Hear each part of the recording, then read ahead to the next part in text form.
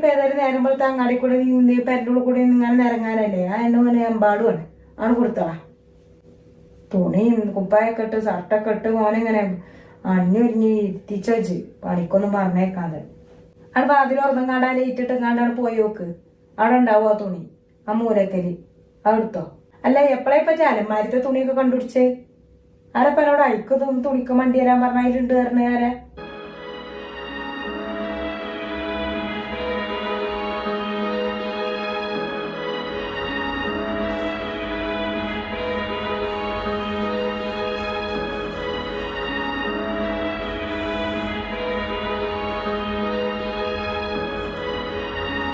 അച്ഛനും ഷെരീഫിക്കാക്ക് ഞാൻ എങ്ങനെ പോയി തുണി കൊടുക്കുക?